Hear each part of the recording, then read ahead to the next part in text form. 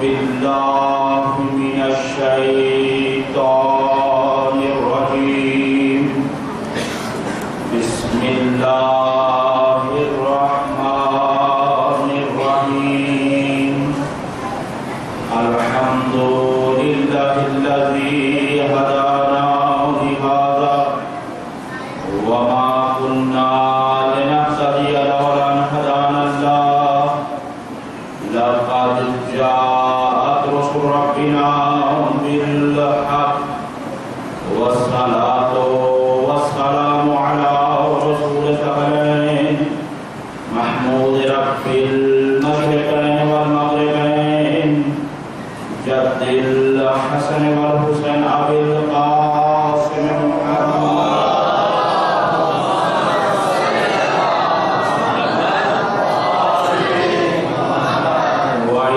الطاهرين المعصومين لا سيما الإمام المبين والكافر الحسين وغياث المضطر المستقيم حجة الله على المخلوقين ووارث الأنبياء والمرسلين المنتظر المهدي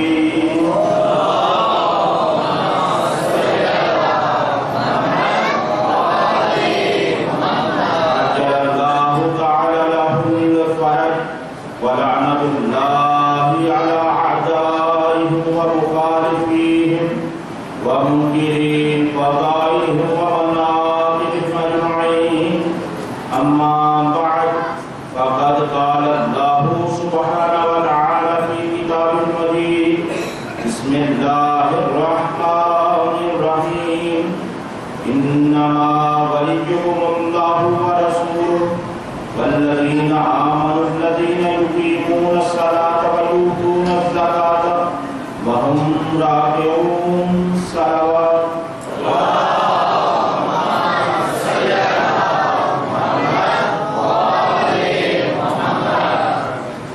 خدا مجھے مقال سے حکم پروردگار عالم آپ سب لوگوں کی اس مقدس ترین عبادت کو اپنی بارگاہ میں قبول فرمائے اور جہاں کہیں بھی ذکر ہے بیت ہو رہا ہے تمام ذکر کرنے والے ذکر سننے والے دعاخان ماتمی عزاداروں کی سب کی پروردگار عالم مقدس فرمائے عزیزان محترم آپ کی خدمت میں عشرہ محرم کا عنوان ولایت کبریٰ اور اس کے لیے جس آیت مجیدہ کی تلاوت کا شرف حاصل کیا جاتا ہے اس آیت کا نام بھی ولایت ہے، لہذا اپنے موضوع کو اس آیت کا سہارا دیے رکھا ہے۔ وہ یہ ہے کہ آیت میں ارشاد خداوندی یہ ہو رہا ہے انما ولیکم اللہ، بے شک یقیناً تمہارا اللہ ولی ہے، وَرَسُولُهُ اور اس کا رسول ولی ہے، وَالَّذِينَ آمَنُوا الَّذِينَ يُقِيمُونَ الصَّلَاةَ وَيُؤْتُونَ الزَّكَاةَ وَهُمْ رَاكِعُونَ، اور وہ ولی ہیں جو ایمان لائے، نماز قائم کرتے ہیں اور زکات دیتے ہیں در حالانکہ وہ رکوع میں ہوتے ہیں۔ یہ عنوان گفتگو ہے اور ظاہری سا اس کا ترجمہ ہے اور اسی کے تحت ہماری گفتگو چل رہی ہے۔ عزیزان محترم، یہ آیت سورہ مائدہ کی آیت نمبر 55 ہے۔ سورہ مائدہ کی فضیلت کے لیے چند جملات کل بھی عرض کیے تھے کہ یہ وہ سورہ ہے کہ جس کے بارے میں یہ ملتا ہے کہ جب یہ سورت نازل ہوئی تو اکیلے جبرائیل ہی نہیں لے کر آئے بلکہ ان کے ساتھ 1000 فرشتے تھے۔ یہ خود اس کی عظمت کو بیان کر رہے ہیں کہ 1000 فرشتوں کا آنا، اس اہتمام کے ساتھ اس سورت کو لے کر آنا، یہ خود اس سورت کی عظمت کو بیان کر رہے ہیں۔ اور یہ عرض کیا گیا کہ یہ قرآن پاک کا 5واں سورہ ہے اور اس کی آیات 120 ہیں. کتنے ذرا بولیے گا؟ 120 اس کی آیتیں ہیں اور ان میں سے 55ویں آیت جس کو ہم نے سرنامہ کلام قرار دیا ہوا ہے اسی کے موضوع پر ہماری گفتگو ہے. اور عرض کیا کہ ولایت کبریٰ ہمارا موضوع ہے، لہذا دیکھنا یہ ہے کہ ولایت کبریٰ کس کے پاس ہے، ولایت کبریٰ کس ذات کے ساتھ تعلق رکھتی ہے. تو عرض کیا تھا انما ولیکم اللہ، اللہ تمہارا ولی ہے. اور اس سے آگے بڑھنا چاہتا ہوں اور وہ یہ ہے کہ جب اللہ ولی ہے اور ولایت کے اعتبار سے یہ ہے کہ ولایت حقیقی جسے کہا جائے وہ ولایت فقط خدا کی ولایت ہے. اللہ کے علاوہ کسی کو ولایت کا حق حاصل نہیں ہے، فقط اللہ ہی ہے جو ولی ہے، اللہ کے علاوہ کوئی ولی نہیں ہے. تو عزیزان محترم جب اللہ ہی ولی ہے تو جو بھی اس کے مقابلے میں آئے گا وہ باطل کہلائے گا، وہ طاغوت کہلائے گا. جب اللہ ولی ہے، اللہ کیوں ولی ہے اس کو انشاءاللہ تعالی ذکر کروں گا آنے والے مجلسوں میں کہ وہ اللہ کیوں ولی ہے، ولایت ہونے کا سبب کیا ہے، ولی ہونے کا سبب کیا ہے. تو عزیزان محترم کل جب ہم نے آپ کی خدمت میں ولایت کا معنی کیا تو عرض کیا کہ لغت کے اعتبار سے ولایت کہا جاتا ہے کسی شے کے پیچھے بلا فصل آنا، ایک شے کا دوسری شے کے ساتھ ملے ہوئے ہونا کا نام ولایت ہے. اور پھر ہم نے عرض کیا ہے تاکہ اس خلاصے کو دوہرا رہا ہو تاکہ جو لوگ کل کی مجلس میں نہیں تھے وہ مختصر ہو جائے اور مختصر ہونے کے ساتھ آگے گفتگو کو جاری رکھ سکوں.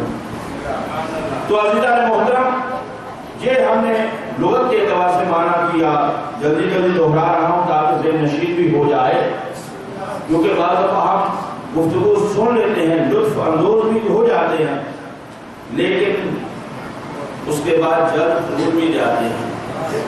تو یہ جلدی بھولے نہیں، اس وجہ سے بات کو ذہن نشین کروا رہا ہوں. اور میں یہ عرض کر رہا ہوں کہ اسی طرح سے عرفان جو علم عرفان کہلاتا ہے، معرفت کا جو علم ہے، اس کے اندر اس کا معنی تقرب اور حب کیا جاتا ہے. اچھا یہ تو اتنا تو آپ بتا سکتے کہ میں صحیح دوہرا رہا ہوں یا غلط؟ یعنی آپ سے سن نہیں رہا بلکہ آپ کو سنا رہا ہوں کہ جو میں نے کل سنایا تھا آج بھی وہی سنا رہا ہوں یا آج کچھ اور سنا تاکہ آپ بھی اس چیز کا فیصلہ کر سکیں.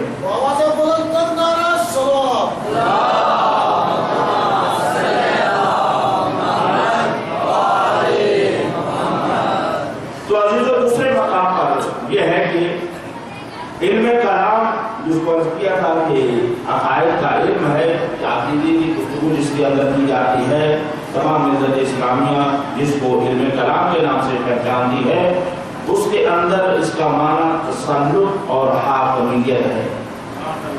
یہ ولایت کا معنی ہے.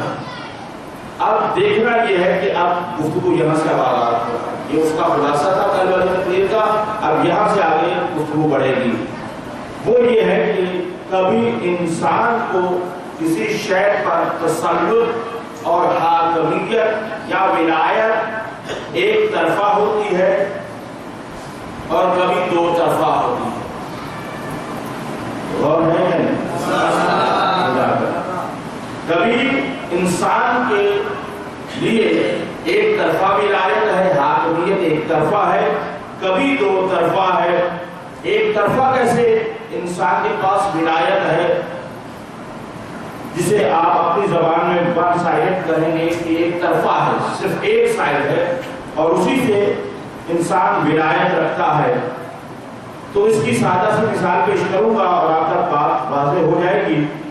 وہ یہ ہے کہ جو ایک طرفہ ولایت ہے، جو حاکمیت ہے، جو تسلط ہے، جو کنٹرول ہے، اسے کہا جاتا ہے کہ جیسے کہ آپ کسی چیز کا ارادہ کرتے ہیں، جب آپ کسی شے کا ارادہ کرتے ہیں تو آپ ارادہ کرتے ہیں، وہ کام کرتے ہیں۔ کیا آپ کا ارادہ یہ تھا کہ ہم اندر جا کر ممبر کے پاس بیٹھیں گے، تو یہ آپ کا ارادہ تھا، لیکن جب عمل ہوا تو ارادہ کہاں کا تھا، بیٹھے کہاں پر؟ توجہ سے فرما رہے ہیں۔ تو اب یہ ہے کہ آپ کا ارادہ آپ کے اختیار میں ہے، آپ کا عمل آپ کے اختیار میں ہے، آپ جو کر رہے ہیں وہ اپنے اختیار سے کر رہے ہیں۔ تو یہ بھی ایک قسم کی حاکمیت ہے، ایک قسم کی ولایت ہے۔ آپ کو اپنے اوپر اپنی ولایت حاصل ہے، وہ یہ ہے کہ جب میں ارادہ کر رہا ہوں تو یہ ہاتھ ہلا رہا ہوں۔ یہ ہاتھ ہوتا ہوا نظر آ رہا ہے، یہ ہاتھ میرا ہلتا ہوا، یہ میرا ارادہ ہے، یہ میرا عمل ہے، یہ میرا تسلط ہے، یہ میری ولایت ہے۔ یہ ارادہ ایک طرف، یہ جو میں نے ارادہ کیا ہے، یہ ولایت ایک طرفہ ہے، یعنی میں نے ارادہ کیا ہاتھ کو ہلاؤں تو ہاتھ ہلا، میں نے ارادہ کیا زبان کو ہلاؤں تو زبان ہلنے لگی۔ تو یہ جو میں نے ارادہ کیا تھا، ایک طرفہ ارادہ کیا اور وہ کچھ ہونے لگا، یہ ہے ایک طرفہ ولایت۔ اور کبھی ولایت دو طرفہ ہوتی ہے، کیا ہے؟ اس کا تعلق اپنی زندگی سے باہر ہے، کسی دوسرے کے ساتھ ہے۔ اب دوسرے کے ساتھ کبھی ہمارا رابطہ، تعلق وہ اس انداز سے ہوتا ہے جسے کہا جاتا ہے برابری۔ برابری کے جیسے کہ بھائی کا بھائی کے ساتھ تعلق، یہ برابری کا تعلق ہے۔ دوست کا دوست کے ساتھ تعلق، یہ برابری کا تعلق ہے۔ تو آپ نے ارادہ کیا ان سے دوستی کا، انہوں نے ارادہ کیا آپ سے دوستی کا، انہوں نے کہا کہ آپ یہ کریں، آپ نے کہا آپ وہ کریں۔ تو یہ جو آپ ایک دوسرے پر کچھ کہہ رہے ہیں، یہ بھی ایک قسم کی ولایت ہے، اور یہ ہے ایک طرفہ نہیں ہے، یہ دو طرفہ ہے، اور ایک ولایت اس سے ہٹ کر ہے۔ اور وہ ولایت کیا ہے؟ وہ ولایت حاکمیت ہے، اور وہ ایک طرفہ نہیں ہے، وہ بھی دو طرفہ ہے۔ توجہ فرمائے، یعنی ایک دفعہ میں نے عرض کیا ہے کہ ایک دفعہ ولایت انسان کو اپنے اوپر اختیار ہے، وہ ایک طرفہ اختیار ہے، ایک طرفہ اس کا اختیار کسی دوسرے کے اختیار میں ہے۔ تو یہ دو طرفہ اختیار بھی ہے اور ایک طرفہ اختیار بھی ہے۔ اب ایک اور دو طرفہ اختیار کو آپ نے ذہنوں میں محفوظ کیا۔ اب جو دو طرفہ اختیار ہے، یہ کبھی میں نے عرض کیا ہے کہ برابری کا ہے، اور کبھی اوپر سے نیچے اور نیچے والے کا اوپر کے ساتھ تعلق ہے، جس کو آپ کی خدمت میں یوں بیان کروں کہ ولی، کل عرضیہ میں اشارہ کیا تھا، آج تھوڑا سا اس کو اور بولنا چاہتا ہوں۔ ولی، حاکم، یہ عربی میں استعمال ہوتا ہے۔ جو ولی اوپر سے جس کا تعلق ہے اسے کہا جاتا ہے ولی، اور جس پر ولایت حاصل ہے، توجہ ہے، جس پر ولایت حاصل کی جاتی ہے اسے کہا جاتا ہے مولا علیہ، اور اس رابطے کا نام ہے ولایت۔ باتوں کو سمجھانا چاہتا ہوں۔ ولی جو اوپر سے تسلط رکھنے والا ہے، جو حاکم ہے، اسے کہا جائے گا ولی۔ یہ عربی اعتبار سے ولی صفت مشبہ کا لفظ صلہ کہلاتا ہے، لیکن اس کا تعلق، اس کا معنی والی کا ہے۔ جیسے کبھی آپ کہتے ہیں قتیل، یا آپ نے نام سنا ہونا قتیل شفائی، قتیل جو نام ہے، یہ قتیل کا معنی مقتول ہوتا ہے، لیکن یہاں پر فاعل کا لفظ کا یہ وزن ہے، لیکن معنی فاعل ہے، یعنی ولی بمعنی والی ہے۔ تو ایک ہوتا ہے والی، دوسرا ہوتا ہے مولا علیہ، یعنی جس کے اوپر حکومت حاصل ہے۔ توجہ کیجیے گا، میں بہت قریب ہونا چاہ رہا ہوں۔ ایک یہ لفظ ہے اور ایک لفظ ہے، دونوں کا تقابل دیکھ لیا نا، والی یا ولی مقابل کیا ہے ذرا؟ مبدہ علیہ. اور دوسرا لفظ ہے مولا. ایک لفظ ہے مولا. اب مولا کے بھی مقابل کیا ہے؟ دیکھیں ہر شے کی ایک ضد ہوتی ہے, ہر شے اپنی ضد سے پہچانی جاتی ہے. ایک محاورہ ہے توڑ اشیاء بے ازدادہا, ہر شے اپنی ضد سے پہچانی جاتی ہے. جیسے دین کی ضد کیا ہے؟ سب کو معلوم ہے. دین کی ضد ہے رات, روشنی کی ضد کیا ہے؟ تاریکی, اندھیرا. تو اب یہ ہے کہ ہر شے اپنی ضد سے پہچانی جاتی ہے. تو ایک لفظ ہے مولا, ایک لفظ ہے مولا. اور مولا کی ضد کیا ہے؟ ولی اور والی کی ضد تو یاد ہوگی نا, مبدہ علیہ, اس پر حکومت ہوتی ہے. مولا کی ضد بالمقابلہ وہ ہے, اس کا کیا ہے؟ فرمایا جاتا ہے, بتایا جاتا ہے کہ اس کی ضد ہے عبد. جو کہے بہت اہم جملہ ہے. مولا کے بالمقابل میں جو لفظ استعمال ہوتا ہے وہ ہے عبد. یعنی مولا اور اس کے بالمقابل لفظ کیا ہے؟ عبد. عبد کا معنی یعنی ہماری اپنی زبان میں کیا جاتا ہے غلام, بندہ, یہ معنی کیا جاتا ہے. ہم تو بندہ انسان کے معنی میں استعمال کرتے ہیں نا, بندہ کا معنی غلام ہے یعنی عبد. اب یہ ہے آپ نے ولی بالمقابل مبدہ ہے اور مولا بالمقابل عبد. آپ جب غور کیجئے گا یہ دو طرفہ ولایت ہوتی ہے جس کا تعلق دونوں کے ساتھ ہوتا ہے. جب ایک والی یا ولی ہوتا ہے اور دوسرا مبدہ علیہ ہوتا ہے, اور اسی طرح سے ایک مولا ہوتا ہے دوسرا اس کا عبد ہوتا ہے. اور جب ولی یعنی مولا اور عبد کا ایک تعلق ہوتا ہے, وہ تعلق کیا ہے؟ نوکر میں توحید بات کے لے کر آیا ہوں اس جملے تک. جب اس کا تعلق ولایت کے ذریعے سے جڑتا ہے, جب ان کا تعلق ولایت کے ذریعے سے جڑتا ہے تو ان دونوں کے درمیان رشتہ ولایت کا ہوتا ہے. مولا اور عبد کے درمیان رشتہ کس چیز کا ہے؟ ولایت کا ہے. تو اب یہ مولا اور عبد جب قریب ہوتے ہیں, اللہ اکبر, اب میں جلدی سے فاصلہ طے کرنا چاہ رہا ہوں, جب یہ مولا اور عبد جب قریب ہوتے ہیں اور جتنا قریب ہوتے ہیں, جتنا یہ قریب ہوتے ہیں اتنی ہی ولایت ان کو حاصل ہو جاتی ہے, یعنی اتنی ولایت پائی جاتی ہے جتنا مولا. مجھے سمجھانے کے لیے کہہ رہا ہوں, ورنہ بڑی ولایت کے اندر تصور اس طرح کے نہیں ہوتے.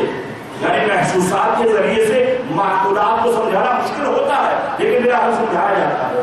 وہ یہ ہے کہ جیسے مولا اور عبد جب جتنا قریب ہوتا چلا جاتا ہے, اور کل کے جملے کے مطابق اگر کہہ دوں کہ جتنا آپ شیشے کے قریب ہوتے چلے جاتے ہیں اتنا آپ کو صاف دکھائی دیتا جاتا ہے.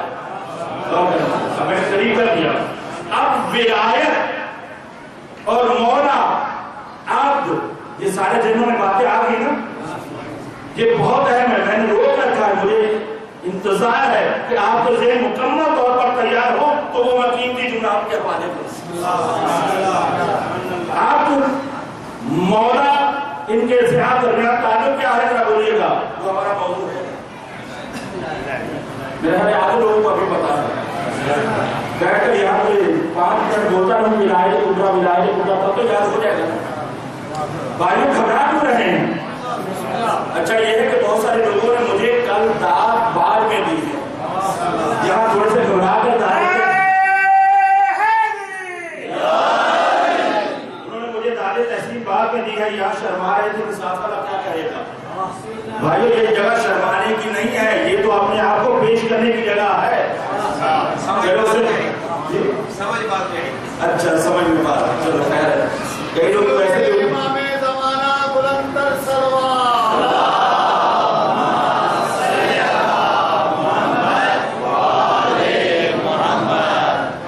اچھا اس کا یہ جو ہم کہتے ہیں نا آپ بھی بولیں, تو ہمارا آپ کو بلانے کا مقصد یہ نہیں کہ ہم درمیان میں سانس لے دیں, ہماری سانسیں اٹھ رہی ہوتی کہتے ہیں ذرا آپ بولیں. نہیں, یہ ایک عبادت ہے، اس عبادت میں آپ کو شامل کرنا چاہتے ہیں، آپ اس عبادت میں شامل کرنا چاہتے ہیں۔ وہ کیسے؟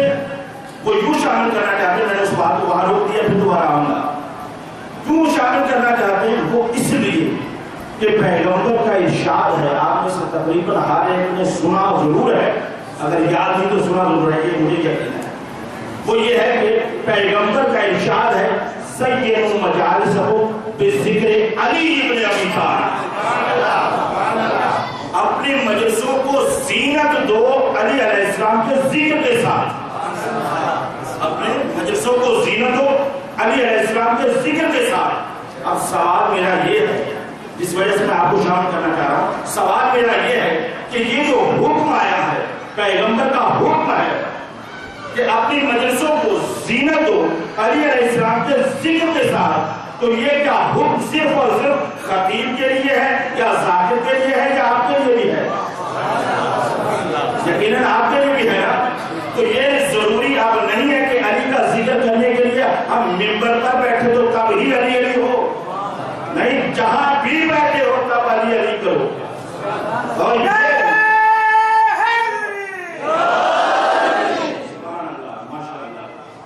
یہ جذبہ ایمانی ہوتا ہے، سارے اس میں شامل نہیں ہوتے، کچھ شامل کروانے والے بھی ہوتے ہیں۔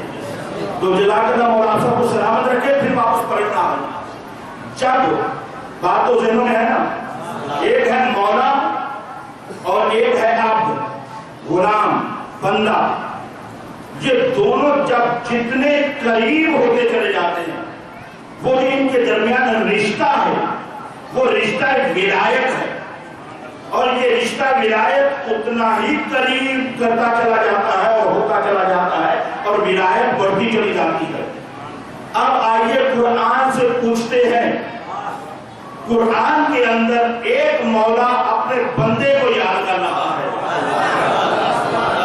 سب توجہ کیجیے گا، بہت اہم بات کرنے جا رہا ہے۔ ایک مولا اپنے بندے کو یاد کر رہا ہے، اور کس انداز سے یاد کر رہا ہے؟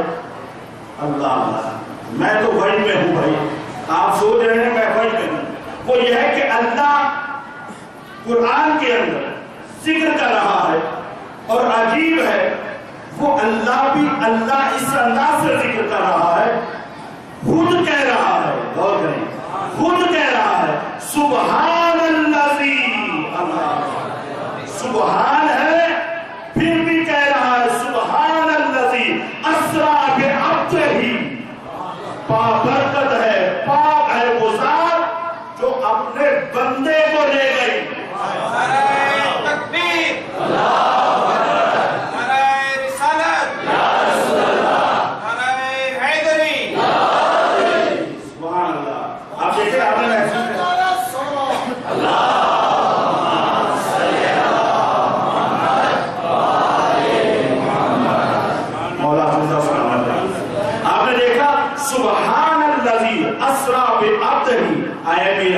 آپ نے سب نے یہ سنی ہوئی ہے، سبحان الذی اسریٰ بعبدہ لیلا من المسجد الحرام الى المسجد الاقصی الذی بارکنا حولہ لنریہ من آیاتہ۔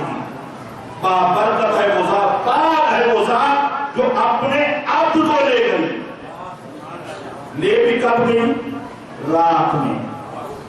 یہ دنیا ہے کہ جو دن میں ہے، اور وہ اپنے بندے کو بلاتا ہے تو راتوں میں بلاتا ہے، وہ اپنے بندے کو رات میں بلاتا ہے۔ شاید وہ جو نماز تہجد رکھی گئی ہے وہ اسی وجہ سے رکھی گئی ہو کہ اے میرے بندے تو اپنا آرام چھوڑ کر بستر سے مصلی عبادت کرا، اور تیرا یہ آنا عام نہیں ہوگا بلکہ اس کو بھی کہہ دیا الصلاۃ معراج المومن، یہ نماز مومن کی معراج ہے۔ لیکن فرق رہے گا، وہ انشاءاللہ آگے جا کر ذکر کروں گا۔ تو عزیزان محترم، ایک مولا اپنے اب کو لے گیا، کب لے گیا؟ رات میں۔ سبحان الذی اسریٰ بعبدہ لیلا من المسجد الحرام الى المسجد الاقصی الذی بارکنا حولہ لنریہ من آیاتہ، تاکہ وہ اپنی آیتوں کو دکھائے، تاکہ وہ اپنی آیتوں کو دکھائے، تاکہ وہ اپنی نشانیوں کو دکھائے۔ تو یہ ہے مولا لے گیا اپنے عبد کو کہاں تک لے گیا؟ اب یہ بھی تو معین ہونا چاہیے نا بھائی، کہاں تک لے گیا؟ قرآن نے اس کو بھی بیان کیا ہے، کعبہ قوسین او ادنا، اللہ اکبر، کعبہ قوسین او ادنا کی منزل پر لے گیا۔ کعبہ قوسین کہتے کسے ہیں؟ ذرا بچوں کو سب سمجھنا چاہیے، کیونکہ باتیں مجھے پتا ہے یہ خشک ہیں، لیکن یہ معارف کا سمندر ہے، معرفت کا سمندر ہے۔ اگر انسان اس کے اندر غوطہ زن ہو جائے تو انسان ولایت کے گوہر و موتی کو دور کرنا اس میں غوطہ زن ہو رہا ہے۔ تو عزیزان محترم، کعبہ قوسین اور ادنا کی منزل، کعبہ قوسین کہتے کس کے؟ آج بھی اگر کہیں جائے تو یہ چیزیں مل جاتی ہیں، نہیں تو آیا گھروں میں تو موجود ہے۔ تیر دیکھا ہے آپ نے؟ تیر اندازی ہوتی ہے نا، تو ایک تیر ہوتا ہے اور جس میں رکھا جاتا ہے، جسے کیا کہتے ہیں آپ کو؟ یہ کمان۔ وہ جو کمان، کبھی آپ نے دیکھا جب بارش ہوتی ہے تو آسمان پہ بھی کمان مار جاتی ہے، وہ تو دیکھیے کہ نہیں، جسے دوسرے کہا بھی کیا اس طرح سے لفظ استعمال کیا جاتا ہے۔ ہمارا یہ ہے کہ اس کمان کو اور اس تیر کو ذرا ذہن میں رکھیے گا، یہ کیوں لفظ استعمال ہوا ہے بہت ہے۔ جب آپ تیر کو یا تیر چلانے والا اس کمان میں رکھتا ہے، کمان میں رکھ کے اس کو کھینچتا ہے، غور کیجیے گا، اس کو جب کھینچتا ہے تو یہ اس طرح سے اللہ توجہ کا فرمایا ہے، دیکھ رہے ہیں اس طرح سے یہاں پر تیر کا، یہاں سے اس کو کھینچا، جب تیر کو کھینچتا ہے تو یہ سکڑنا شروع ہوتا ہے، غور کریں، یہ سکڑنا شروع ہوتا ہے، اکٹھا ہونا شروع کرتا ہے۔ جب یہ کھینچا جاتا ہے تو یہ کھینچتے کھینچتے یہ جب ملتا ہے تو اس کو کہتے ہیں کعبہ قوسین، اللہ، یہ دونوں مقاموں کا یہ مل جانا یہ کہلاتا ہے کعبہ قوسین۔ اور یہاں پر صرف کعبہ قوسین نہیں کہا گیا، او ادنا، اس سے بھی زیادہ، اس سے بھی زیادہ جا کر یہ ملے۔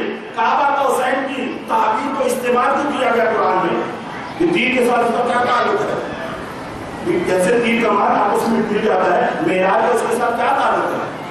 یہ عرب کا ایک محاورہ تھا، وہ یہ تھا کہ عرب کے ماحول کے اندر جب کسی کے ساتھ کسی کی جنگ ہوتی تھی تو جنگ کے اندر یہ ہوتا تھا کہ جب کسی کے ساتھ سلح کرنی جاتی تھی تو وہاں پر دونوں طرف سے تیر کمان کھینچے جاتے تھے، اور تیر کمانوں کو اس انداز سے کھینچ کے ملا دیا جاتا تھا، جس کا نتیجہ اور جس کا مطلب یہ ہوتا تھا کہ آج کے بعد جس کے ساتھ تمہاری جنگ ہے اس کے ساتھ ہماری جنگ ہے، جس کے ساتھ تمہاری سلح ہے اس کے ساتھ ہماری سلح ہے۔ تو یہ معیار ہوتا تھا جنگ اور صلح کا کعبہ قوسین کی منزل پر۔ اب یہاں پر اللہ اپنے بندے کو لے گیا، کہاں پر لے گیا؟ کعبہ قوسین اور ادنا کی منزل پر لے گیا۔ تو وہاں جانے کا مطلب کیا ہوا؟ وہاں جانے کا مطلب کیا ہوا؟ مطلب یہ ہوا کہ اللہ اپنے بندے سے یہ کہہ رہا ہے، اے میرے بندے، آج کے بعد میری اس سے جنگ ہے جس سے تیری جنگ ہے۔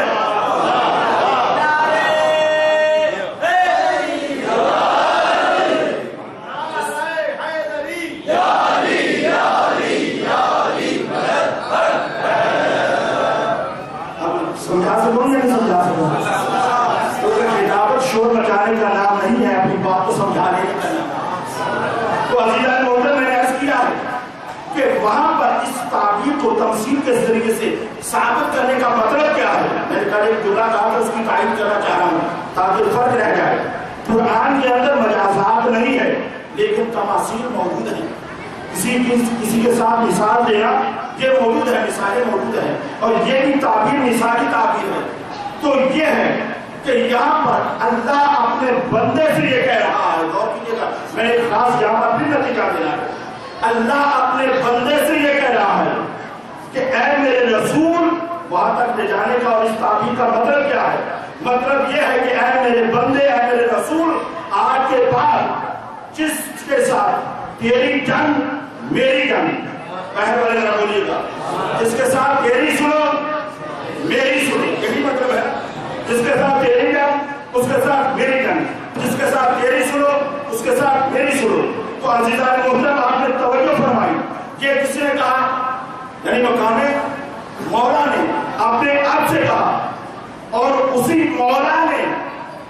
نے اس اب کے لیے آیت مباہلہ میں فرمایا. توجہ کریں آیت مباہلہ میں دیکھیں یہ علم منطق ہوتا ہے, اس میں سورہ کبرا ملا کر ایک نتیجہ نکالنا ہوتا ہے. آیت سے پھر ایسا استفادہ کرا جانا ہوا. وہاں پر یہ ثابت کیا ہوا کہ اللہ کی اس کے ساتھ صلح ہے جس کے ساتھ نبی کی صلح ہے, اللہ کی اس کے ساتھ جنگ ہے جس کے ساتھ نبی کی جنگ ہے. تو عزیزان محترم یہ واضح ہو گیا. پھر آیت مباہلہ کے اندر حکم خداوندی یہ ہوا فَقُلْ تَعَالُوا نَدْعُ أَبْنَاءَنَا وَأَبْنَاءَكُمْ وَنِسَاءَنَا وَنِسَاءَكُمْ وَأَنفُسَنَا وَأَنفُسَكُمْ. اور جب مجھے مباہلہ نہیں پڑھنا, صرف اس کا نتیجہ دینا ہے. اگر ابھی جب یہ کسی بھی بات کو نہیں مان رہے تو پھر اسے کہو کہ آؤ ہم تم سے مباہلہ کرتے ہیں. اور کرو گے کیا؟ کہا کہ فَقُلْ تَعَالُوا نَدْعُ أَبْنَاءَنَا وَأَبْنَاءَكُمْ وَنِسَاءَنَا وَنِسَاءَكُمْ وَأَنفُسَنَا وَأَنفُسَكُمْ. کہ تم اپنی خواتین کو لاؤ, ہم اپنی خواتین کو لاتے ہیں. تم اپنے بچوں کو لاؤ, ہم اپنے بچوں کو لاتے ہیں. اور تم اپنے مردوں کو لاؤ, تم اپنی جانوں کو لاؤ. نفس جان, عربی میں نفس جان کو کہا جاتا ہے. تو اب یہ ہے کہ تم اپنی جان کو لاؤ, ہم اپنی جانوں کو لاتے ہیں.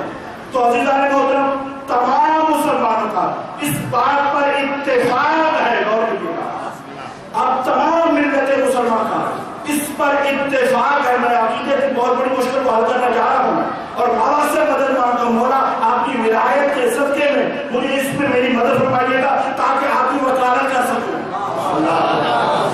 اب یہ ہے کہ یہی قرآن کی آیت کہہ رہی ہے جس کے اندر یہ کہا جا رہا ہے کہ تم اپنی خواتین کو لاؤ, ہم اپنی خواتین کو, تم اپنے بچوں کو لاؤ, ہم اپنے بچوں کو لاؤ لاتے ہیں. تم اپنی جانوں کو لاؤ, تم اپنے مردوں کو لاؤ, ہم اپنے کو لاتے ہیں. سروا پڑھتے ہیں.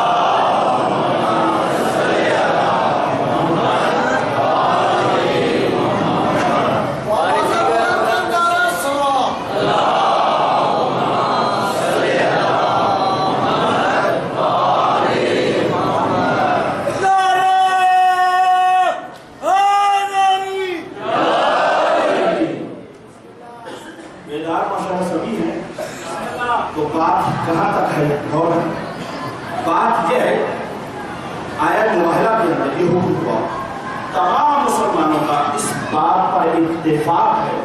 سب لوگوں کا, تمام بغیر کسی تفریق کے سب نے اس بات پر اتفاق کیا ہے کہ آیت مباہلہ کے نازل ہونے کے بعد آگے تشریف لے نواب السلام علیکم مولا اور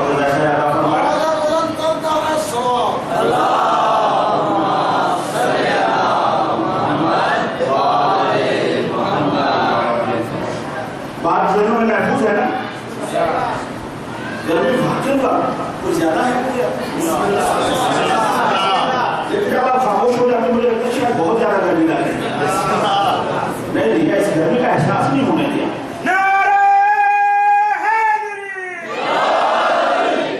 میں نے محسوس کیا رات کو جانے کے بعد میں نے کہا کہ میں نے ممبر سے یہ کہا ہے کہ مجھے آپ سے زیادہ گرمی لگتی ہے, لیکن مجھے اپنی ضمیر سے آواز ہے کہ تم نے فیصلہ صحیح نہیں کیا, کیونکہ تیرے بعد تو ماتم والے بھی آتے ہیں جو ماتم کرتے ہیں, ان کو کتنا احساس ہوتا ہوگا, لیکن ان کی جزا ہم سے زیادہ.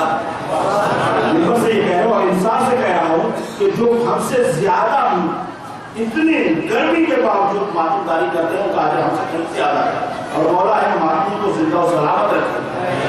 یہ کم نہیں ہے, میں یقین جانیں باقی جو بات مجھے پڑھنا ہے ڈر کے پڑھنا ہے, لیکن یہ ہے کہ پڑھنا ہے, کیونکہ اگر نہیں پڑھیں گے تو وہ باتیں رہ جائیں. تو عزیزہ محترم بات پر روک لی تھی میں نے کہ کیا ہوا کہ سب نے اتفاق کے ساتھ اس چیز کو تحریر کیا ہے بلا تفریق. تمام مفسرین نے لکھا ہے کہ جب یہ آیت نازل ہوئی پیغمبر اکرم صلی اللہ علیہ وسلم ادھر سے چلے تو اس انداز سے چلے جناب فاطمہ الزہرا سلام اللہ علیہ کو ساتھ کیا.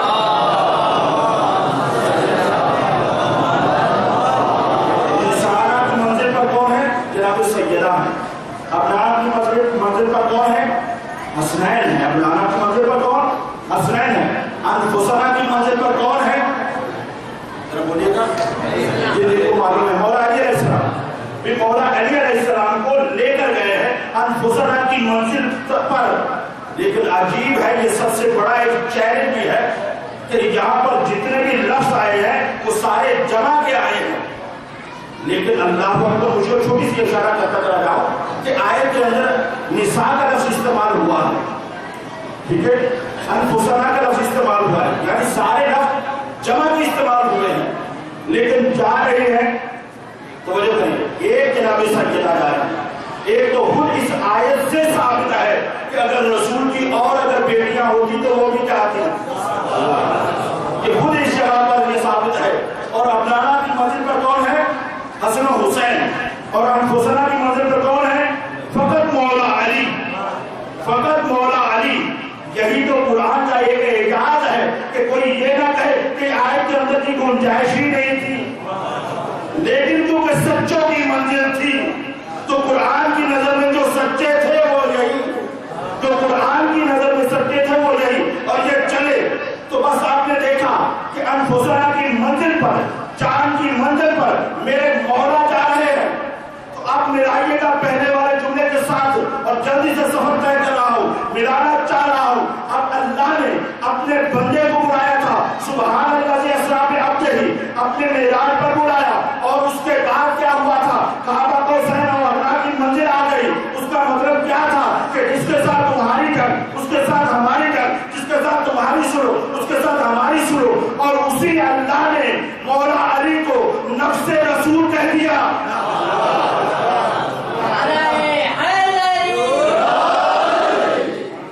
نفس رسول کہہ دیا، بہت بڑی بات کہنے جا رہا ہوں۔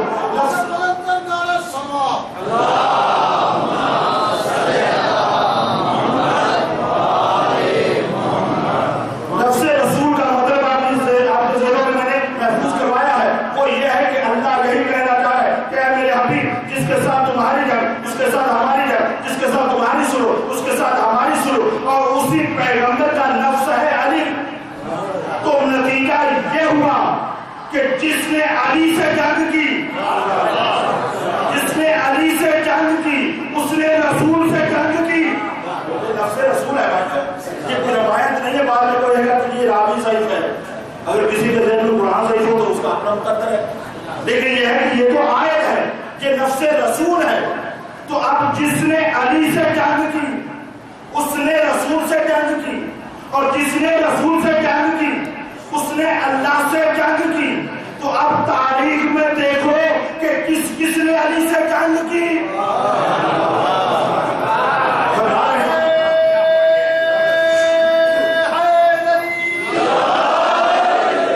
کس کس نے علی سے جنگ کی؟ اب میں اس میں بھی تفصیل میں نہیں جا سکتا کہ وہ مرد تھا یا خاتون تھی، وہ کوئی بھی ہو، چاہے ہو یا ہی ہو، کوئی بھی ہو، تو جس نے علی سے جنگ کی اس نے رسول سے جنگ کی، جس نے رسول سے جنگ کی اس نے اللہ سے جنگ کی۔ اب جو بھی آیا یا آئی وہ علی کے مقابلے نہیں آئی، خدا کے مقابلے میں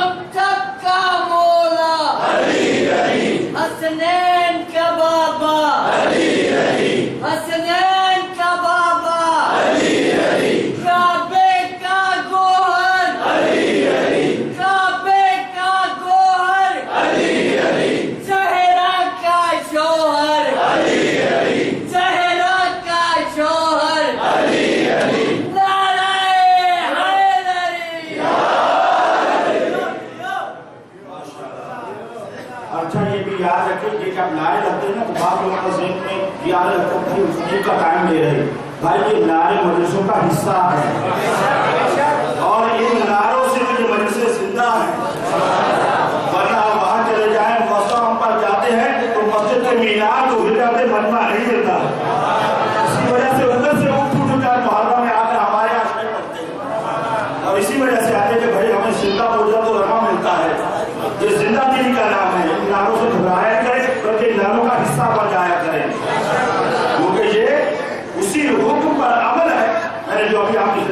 کیا تھا کہ اپنی مجلسوں کو زینت و علی کے ذکر کے ساتھ.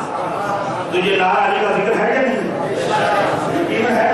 تو بس ان نعروں کو آپ سینسر کرنے کی کوشش کیا کریں کہ اس کو ہٹانا چاہیے، خطی کا وقت نہیں.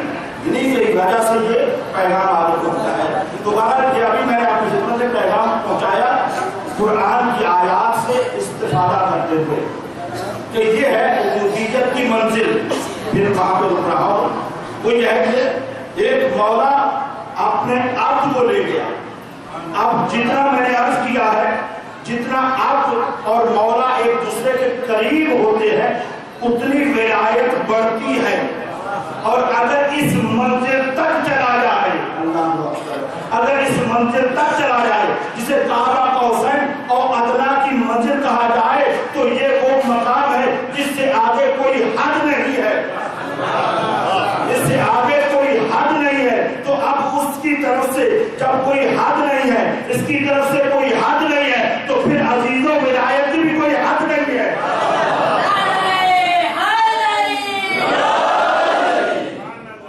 پھر ولایت کی بھی کوئی حد نہیں رہتی. پھر جیسے وہ کرتا ہے ویسے یہ کرتے ہیں، جیسے وہ کرتا ہے ویسے یہ کرتے ہیں، کیونکہ وہاں سے یہ ان کو مل رہا ہے اور بلا فصل مل رہا ہے. نعرہ تکبیر، نعرہ تکبیر، نعرہ رسالت، نعرہ رسالت، نعرہ حیدری. تو یہ ولایت اسی وقت مکمل ہو جاتی ہے کیونکہ یہ منزل وہ منزل آ جاتی ہے کہ جہاں پر کوئی فاصلہ نہیں رہتا.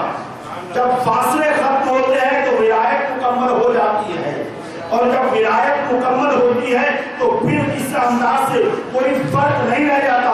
ولایت مکمل مل جاتی ہے. کیوں؟ اس کی وجہ یہ ہے کہ دینے والا فیاض ہے، دینے والا فیاض ہے اور لینے والا عبد کامل ہے. جب دینے والا فیاض ہو، جواد ہو، یا اللہ کے صفاتی ناموں میں سے ایک نام ہے جواد. اور جواد جو دیتا ہے وہ کسی شے کے عوض میں نہیں دیتا اور پھر کنجوسی میں بھی نہیں دیتا. وہ ہمارے یہاں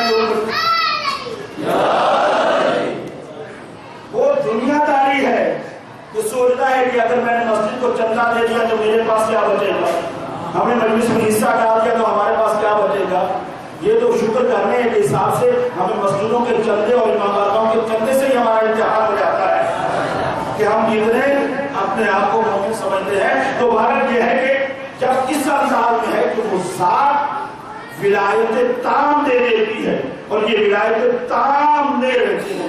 جب یہ فاصلہ ختم ہو جاتا ہے وہ مولا ہے، یہ اس کا بندہ ہے، اس کا سب اصل ہے، یہ اس کی تجلی ہے.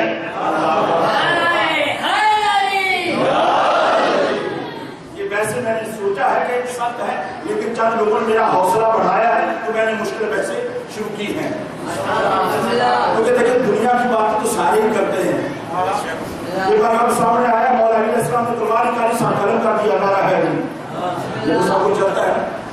اور یہاں تک ہمارے یہاں جوش کا یہی انداز معلوم کا ہے کہ اگر خطیب جوش کی دعوت میں اگر یہ کہہ جائے کہ کالا کوا اندھیری رات میں سارا دن اٹھتا رہا نعرہ ہے، لیکن یہ سوچے کہ کالا کوا اندھیری رات میں سارا دن کیسے اٹھتا رہا.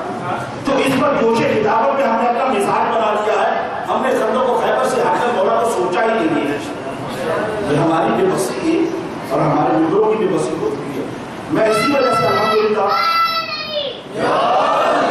بزرگان کہتے ہیں کہ اپنا راستہ الگ سے تلاش کرو. اس کی وجہ یہ ہوتی کہ وہاں بھیڑ نہیں ہوتی. میں نے معارف اس وجہ سے بیان کرنا شروع کیا الحمدللہ.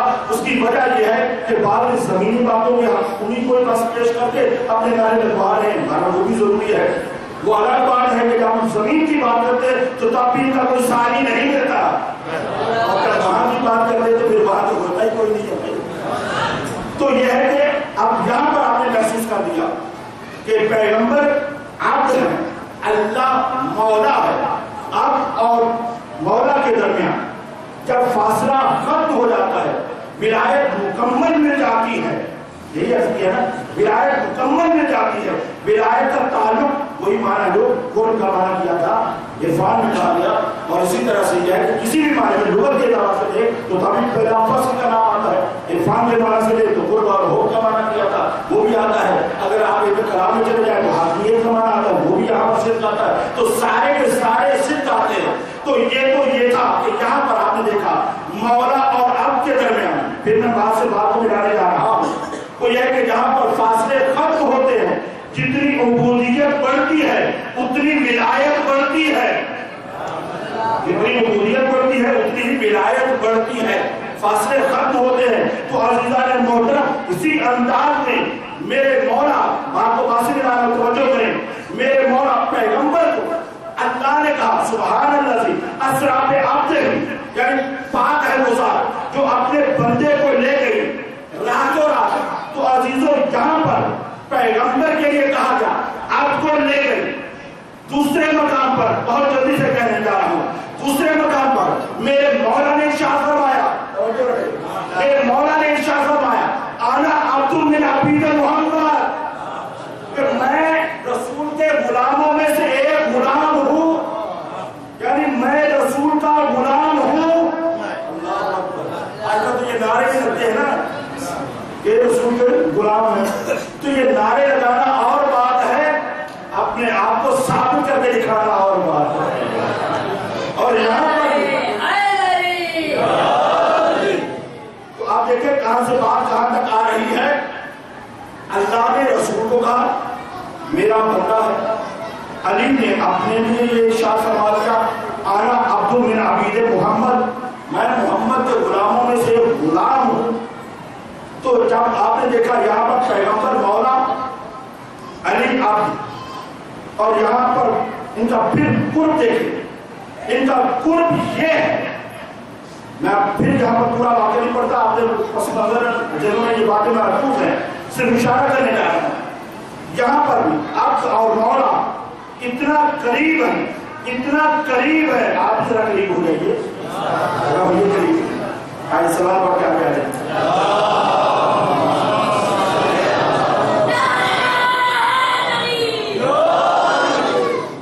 کیونکہ اگر ہم مولا کے جسمانی طور پر قریب نہیں ہو سکتے، مولا کے ذکر کے قریب تو ہو سکتے ہیں، اس وجہ سے ذرا کوشش کیا کریں تاکہ قریب ہو کر اس سے آپ کو بھی ایک اجر عظیم ملے گا۔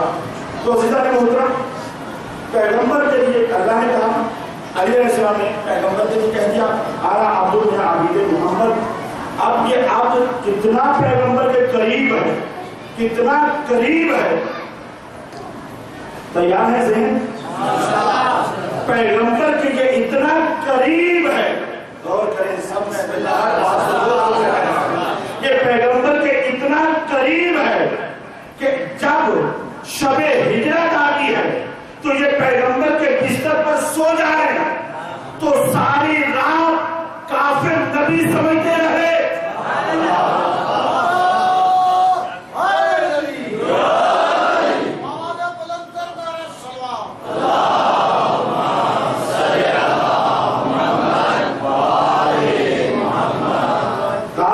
نبی سمجھتے رہے، یہ اب اپنے مولا کے اتنا قریب ہے، اتنا قریب ہے کہ جو نور کی تجلی پیغمبر سے نورما ہوتی تھی، نکلتی تھی، وہی علی سے نکل رہی تھی۔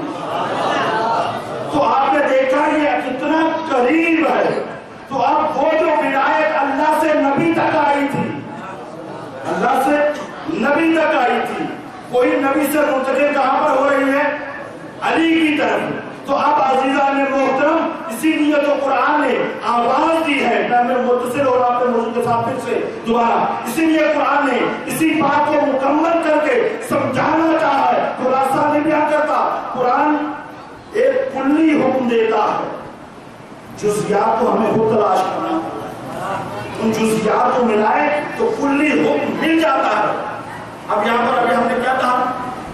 اللہ ولی ہے، اور اس کے بعد اسی ولایت کو رسول کے لیے ثابت کیا، اور اسی کے ساتھ عبودیت کے ذریعے سے اللہ تک پہنچے علی علیہ السلام نے۔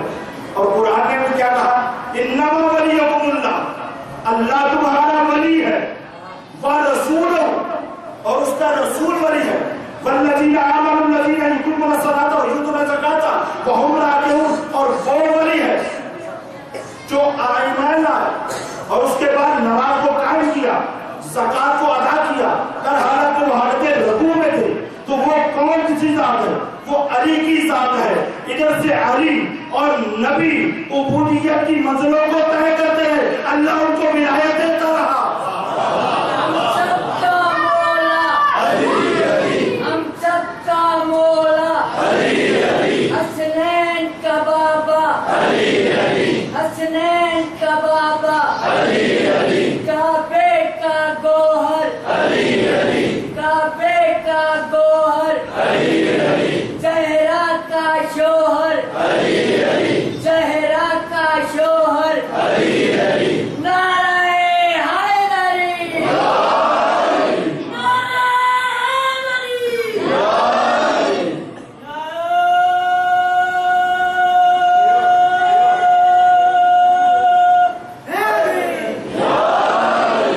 میں تو سمجھ رہا تھا کہ شاید آپ تھک گئے ہیں. ہمیشہ بیدار ہیں.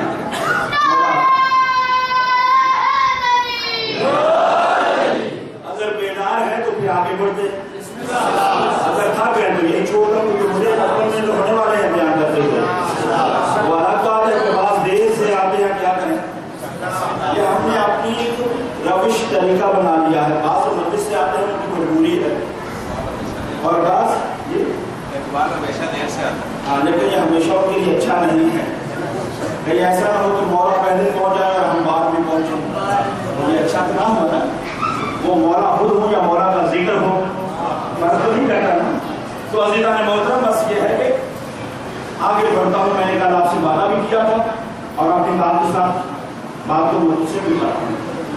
وہ جو ولایت اللہ سے نبی کی طرف منتقل ہوئی، اور اس نبی نے بہت جلدی سے، میں نے کیونکہ مختصر ہونا ہے آپ کی اس کے ساتھ بھی اور پہنچانا چاہتا ہوں، اسی نبی نے ارشاد فرمایا حسین منی وانا من. حسین مجھ سے ہے اور میں حسین سے ہوں. یعنی کیا مطلب؟ یعنی مطلب نانا نواسے والا نہیں ہے. بات کر رہا ہوں دوسری کا میں. ایسے میں مسئلہ یہ ہے کہ آپ کو بہت سارے حدیثوں کو آپ سے سنا بہت مشہور ہے.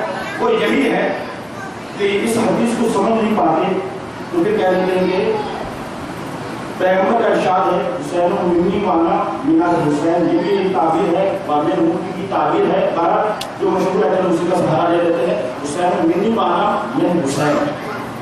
اب یہاں پر یہ تعبیر ہے اور پھر اس کی وضاحت کی جاتی ہے کہ یہ تو سمجھ میں آتا ہے کہ نواسا نانا سے ہوتا ہے، لہذا یہ ہے کہ پیغمبر نے کہہ دیا حسین منی، حسین مجھ سے ہے. لیکن یہ تاریخ، یہ بات سمجھ میں نہیں آتی کہ نانا نواسا سے کیسا. اب جب یہ بات سمجھ میں نہیں آتی تو پھر کیا تعبیر کرتے. یہ بات ان کی جہاں تک رسائی ہے، یہ بات بھی اپنی جگہ پر کسی حد تک ٹھیک بھی ہو، لیکن بات یہاں تک نہیں ہے. لیکن مشہور کیا کیا جاتا ہے، کیا بیان کیا جاتا ہے، ذاکرین علماء بھی اس کو پڑھتے رہتے ہیں. وہ یہی ہے کہ اس کا مطلب یہ ہے کہ 61 ہجری تک حسین اپنے نانا سے تھے.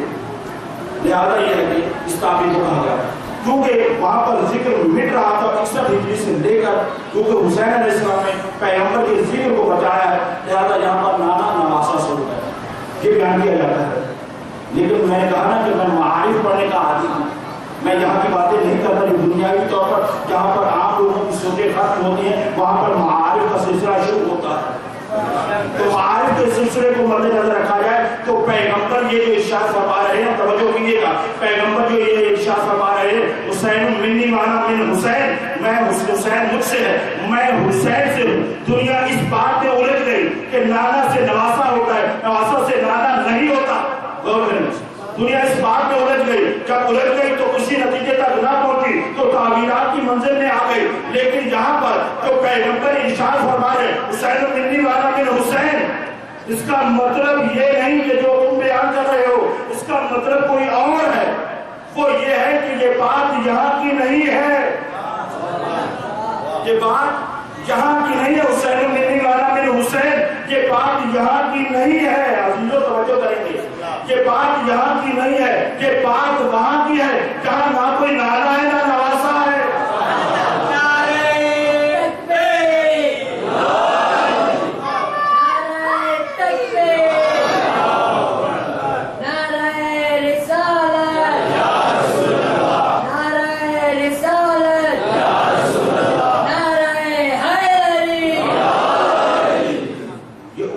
مقام کی بات ہے، یہاں پر نہ کوئی نانا ہے یا نہ کوئی نواسا ہے. یہ دنیا کے رشتے ہیں، ایک نانا ہے ایک نواسا ہے. وہاں کے لیے نہ کوئی نانا نہ ہے نہ نواسا ہے، بلکہ وہاں کے لیے یہی ہے کہ یہ نور واحد ہے. اب جب یہ نور واحد ہے تو یہاں سے یہ کہا جا رہا ہے حسین منی والا من حسین، حسین مجھ سے ہے اور میں حسین سے ہوں. لیکن وہاں کی بات کو اب یہاں کیسے سمجھاؤں؟ چلے مثال ہے بچوں کے لیے اور واضح ہو جائے گا. سادہ مثال دیتا ہوں. سوال پڑھیں.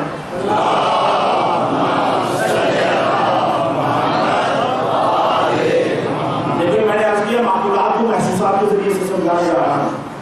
وہاں کی بات کر رہا ہوں کہ جہاں یہ ہے کہ نور واحد ہے. اب یہ بھی پانی ہے، یہ بھی پانی ہے، یہ پانی یہ بھی پانی.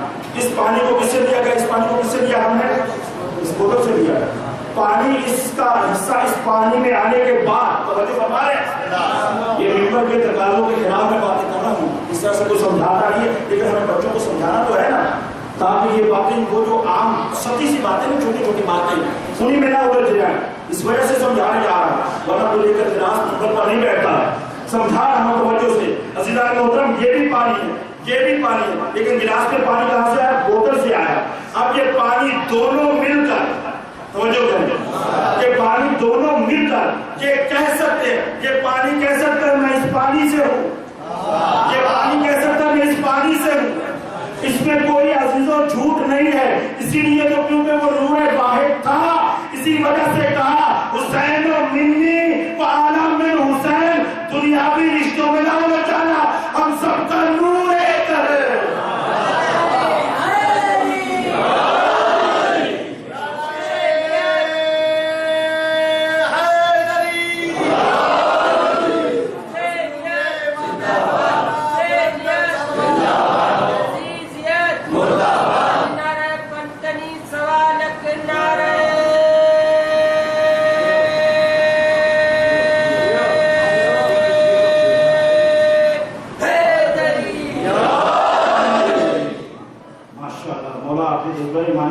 زندہ و سلامت رکھے. دیکھا عزیزوں، محسوس کیا کہ یہ باتیں کہاں کی ہیں، کہاں پڑھی جاتی ہیں. ہم اپنی اسی دنیا کے اندر الجھے ہوئے ہیں. اسی وجہ سے یہ ہے کہ ذرا سا معارف کو بیان کیا جاتا ہے تو عجیب قسم کے دور کے دور رہ گئے، غیر تو غیر ہے، اپنے کے اندر کے لوگ بھی غلوف کے فتوے لگانے لگتے ہیں. یہ تو غلوف ہو رہا ہے. بھائیو ہمیں معارف سنا ہی نہیں، ہمیں معرفت سنی ہی نہیں. ہم نے ان ہستیوں کو پہچانا ہی کہاں ہے. ہم نے صرف ابھی تک مانا ہے. ماننا اور بات ہے، پہچاننا اور بات ہے. عزیزو ہم صرف مان رہے ہیں بس یہ دنیا کی طور پر، لیکن ہم نے ان ہستیوں کو کہاں پہچانا. اللہ جانتا ہے. میں اپنے آپ کو کچھ قابو کر کے کچھ کہہ سکوں. جو معارف یہ مسائل اتنے زیادہ ہماری مشکلات بن چکی ہیں کہ یہ فتووں پر فتوے اپنی طرف سے شروع ہوئے اور بہت سخت ہے مسائل. آپ اپنی قوم کو کب تک حقائق سے دور رکھیں گے؟ صرف اس بات سے کہہ کر کہ کوئی ہمیں مشرک نہ کہہ دے، ہمیں کوئی گالی نہ کہہ دے، ہمیں کوئی یہ نہ کہہ دے، وہ نہ کہہ دے. عزیزو حسین کو پہچانا کہاں؟ حسین کی ذات کو پہچاننا چاہیے. یہ کون سی ہستی ہے، یہ کیا ذات ہے، اور اس حسین نے کیا کیا. کل عزیزوں میں نے آپ کے سامنے روایت پڑھی تھی نا، یاد ہے کہ جب راوی سے یہ کہا، صفان سے نے کہا کہ کیا تم زیارت کو جاتے؟ میں جلد سے آگے بڑھ رہا ہوں نا، کیونکہ آج آپ سے وعدہ کیا ہوا ہے، اس سے بڑی بات کو پہنچانا ہے. ٹائم بہت اوور ہو چکا ہے، میں جلدی سے پہنچاؤں گا. میرا ساتھ دیجیے گا تاکہ میں اس بات کو وعدے کو پورا کر سکوں. وہ یہ ہے کہ جب کہا زیارت کو جاتے ہیں، امام نے پڑھ کر پوچھا، جب پوچھا کہ تم زیارت کو جاتے ہو، کہا کیا مولا آپ ہی زیارت کو جاتے ہیں؟ کہا کہ میں پورا زیارت کو جاؤں جس کی زیارت کے لیے اللہ آتا ہے، ملائکہ آتے ہیں، انبیاء آتے ہیں، انبیاء کے اوصیاء آتے ہیں، اور افضل الانبیاء محمد آتے ہیں.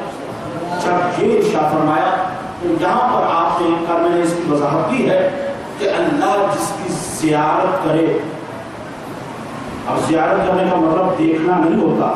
زیارت کا معنی اور ہے، دیکھنے کا معنی اور ہے. زیارت اور رویت میں فرق ہے. رویت کہتے ہیں دیکھنے میں، یہ آپ پڑھتے ہیں نا لکھا ہوتا ہے رویت رہنار کمیٹی، یعنی چاند کو دیکھنے والی بھائیوں کمیٹی.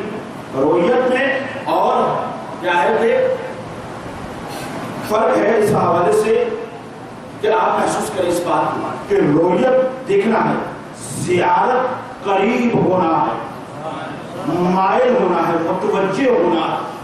اب یہ ہے کہ اللہ، یہ روایت میں نے آپ کے سامنے پڑھی تھی. اب دوسری منزل پر جانا چاہتا ہوں، وہ یہ ہے عزیزو یقین جانے مجھے مولا کی مظلومیت پر آج دن میں جتنی دفعہ میں نے اس روایت کو پڑھا احساس یہی ہوتا رہا کہ مولا اتنے مظلوم کہ آج بھی ہم اپنے مجمع میں پڑھنے سے بھی ان روایتوں کو گھبراتے ہیں جو کہ ہمارا سرمایہ. صرف ممبروں سے یہ چیزیں نہ بیان ہونے کی وجہ سے آج ہمارے اپنے لوگ بھی سنتے ہیں تو گھبرا جاتے ہیں. یہ معارف کا سمندر ہے عزیزوں. کسی نے آ کر روایت کی، میں اس کتابوں کے حوالے ابھی پیش کروں گا تو حیران ہوتا رہ جائیں گے کہ آج کی بات نہیں، کل کی بات نہیں ہے. روایتوں کو بیان کرنے سے پہلے چلے میں جن چیزوں کا حوالہ دینے جا رہا ہوں، اس کو کامل الزیارات، شاید اس کو اردو میں بھی ترجمہ ہوا ہے. کامل الزیارات ابن قولبے کی کتاب ہے جو تقریباً 350 ہجری میں لکھی گئی. یہ ابن قولبے اسی طرح سے ثواب الاعمال، یہ کتاب کو اردو میں ترجمہ ہے، گھر میں موجود ہے، میں نے لکھا ہے. شیخ صدوق کی کتاب ہے، جا کر بھی دیکھ لیجیے گا. یہ جو میں آپ کی روایت پڑھنے جا رہا ہوں اس وجہ سے یہ ہے کہ ذرا اپنے آپ کو تیار کریں کہ یہ آج کی باتیں نہیں ہیں، لیکن ہم نے اپنے مومنین کو، نوجوانوں کو کتنا ایمان سے دور کیا ہوا ہے جس کی وجہ سے آج کوئی سمجھ نہیں پاتا. یہ ہے ابن قولبے نے اپنی کامل الزیارات میں لکھا، ثواب الاعمال میں شیخ صدوق نے اس کو لکھا. اور ابن قولبے اہم ترین شخصیت ہے.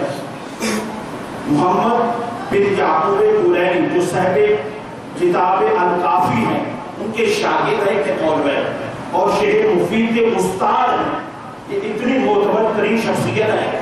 اور پھر اسی طرح سے بہار الانوار کے اندر یہ موجود ہی ہے، جو کہ وہ منابع احمدیہ میں نہیں کہہ رہا تھا، اس وجہ سے میں نے اس کو حوالہ نہیں دیا. لیکن جو اہم ترین کتابیں ہیں ان کا میں نے حوالہ دیا ہے. اس کے علاوہ بھی ہیں، آپ میرے پاس آ کر دیکھ سکتے ہیں. راوی نے آ کر پوچھا، توجہ کیجیے، راوی نے آ کر پوچھا مان لمن زار الحسین، توجہ کریں، اس کے لیے کیا ہے جو حسین کی زیارت کرتا ہے، اس کے لیے کیا حکم ہے، اس کا اجر کیا ہے، اس کا ثواب کیا ہے، اس کی عظمت کتنی ہے. مان لمن زار حسین علیہ السلام. صلوات محمد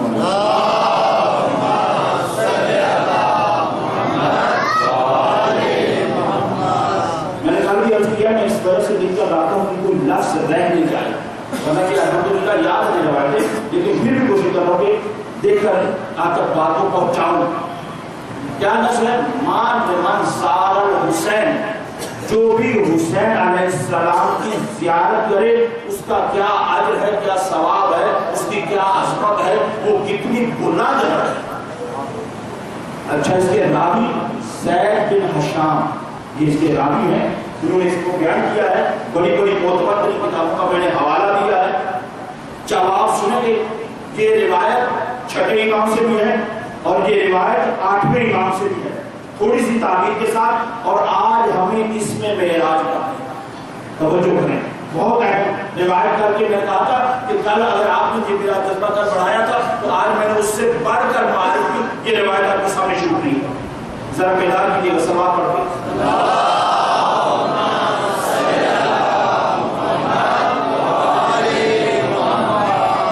ذرا میری طرف توجہ ہوتے ہیں.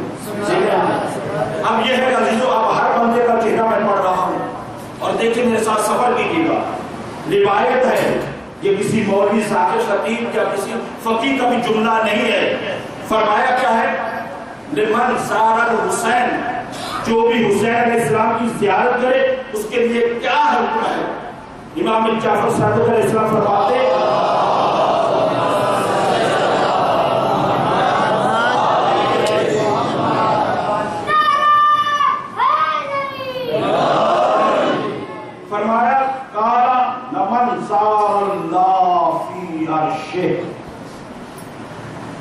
کس تک یہ بات پہنچی ہے، کس نے اس کو ہضم کیا ہے، کس نے اس کو پہچانا ہے؟ فرمایا جو بھی حسین علیہ السلام کی زیارت کرے کانا کمن زار اللہ فی عرشہ، اس نے ایسے زیارت کی ہے جیسے اللہ کی عرش میں زیارت کی۔ اور نہیں کیا ہم نے کہاں پہچانا، کہاں عزیزو ہم نے اپنے لوگوں کو بہت دور رکھا ہے معارف سے، اور آج الزام لگایا جاتا ہے کہ آتے ہیں تو کوئی اخلاق کی بات نہیں، کوئی پورے فکر مسئلے نہیں۔ عزیزو پہلے معارف تو پیش کرو، پہلے حسین کی پہچان تو کرواؤ۔ اگر حسین پہچان لیے گئے تو پھر کوئی حسینی عمل سے دور نہیں ہوگا۔ حسینیت زندہ باد، حسینیت زندہ باد، یزیدیت مردہ باد، یزیدیت مردہ باد، نعرہ حیدری۔ عزیزو آپ نے اس جملے پر غور کیا؟ کانا کا من سار اللہ فی عرشہ، اس نے ایسے ہی زیارت کی جیسے اللہ کی عرش میں زیارت کی۔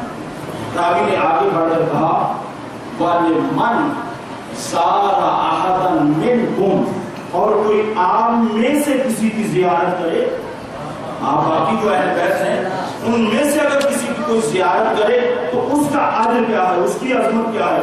فرمایا کمن زارا رسول اللہ، اس کے لیے زیارت کا ثواب ایسا ہے جیسے رسول کی زیارت کی جاتی ہے۔ یہ ہے اہل بیت علیہ السلام میں سے کسی کی زیارت کرنا رسول کی زیارت کرنا ہے، لیکن حسین کی زیارت کرنا اللہ کی زیارت کرنا۔ نعرہ تکبیر، نعرہ تکبیر، نعرہ رسالت، نعرہ رسالت، نعرہ حیدری۔ یہ روایت چھٹے امام سے تھی، آٹھویں امام رضا علیہ السلام سے روایت پڑھ رہا ہوں، یہ انہی کتابوں کے اندر یہ روایت کی ہے۔ وہاں سے جب پوچھا گیا تو امام علیہ السلام نے ارشاد فرمایا من زار قبر الحسین بشط الفرات، باقاعدہ جگہ کا ذکر کیا ہے اور کہ مجھے اسی سے استفادہ کرنا ہے۔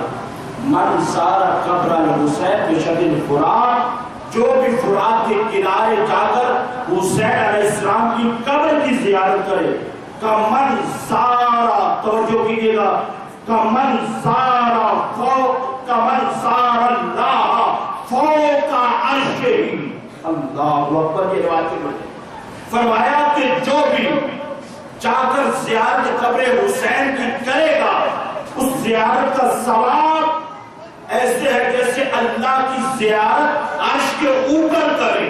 اللہ اکبر، وہاں فی عرش ہی تھا، یہاں فوق عرش ہی، یہ فی سے فوق کیسے ہو گیا؟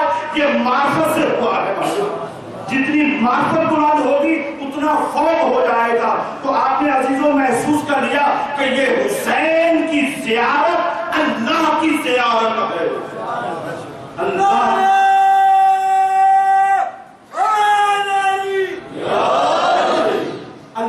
کی زیارت ہے۔ عزیزوں ابھی حج کا مہینہ ختم ہوا ہے، لوگ ابھی حاجی واپس آ رہے ہیں، مومنین میں سے کل بھی کچھ حج سے واپس آئے ہیں، آپ ان سے پوچھئے آپ حج کس کا کر کے آ رہے ہیں؟ آپ ان سے پوچھیں کس کا حج کر کے آ رہے ہیں؟ اللہ کا سوال، اللہ کا، کہتے نہیں کہ بیت اللہ کا حج کر کے آ رہا ہے، توجہ فرمائیں، بیت اللہ کا حج کر کے آ رہا ہوں، یعنی حاجی وہ ہے۔ اللہ اللہ میں اس جملے کو کیسے پہنچاؤں جن میں مجھے اس بات کو عجیب سی کیفیت میں آج آگے رہا ہوں کہ اس بات کو کیسے پہنچاؤں؟ حاجی وہ ہے جو بیت اللہ کا حج کرتا ہے، زائر حسین وہ ہے جو اللہ کی زیارت کرتا ہے۔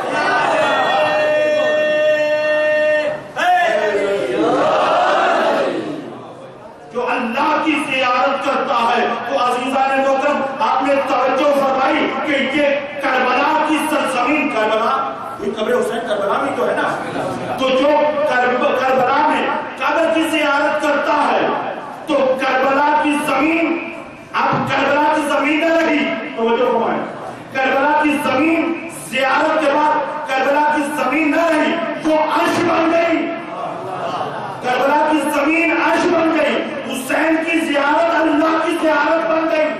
تو اس کی وجہ کیا ہے؟ اس کی وجہ یہ ہے کہ میرے حسین نے 61 ہجری میں وہ سب کچھ اللہ کے لیے لٹا دیا۔ جو کچھ حسین کے پاس تھا وہ سب اللہ کے لیے جب لٹا دیا تو اب اللہ نے بھی کہا اے میرے بندے، جب تو نے سب کچھ میرے لیے لٹا دیا، اب جو تیری زیارت کو آئے گا وہ یا تو میری زیارت کو آئے گا۔ ہزاروں کربلا سوچے تو صحیح، سمجھے تو صحیح، آج تک ہم نے کربلا کو سنا ضرور ہے، پڑھا ضرور ہے، لیکن شاید اس طرح سے سمجھنے کی کوشش نہیں کی۔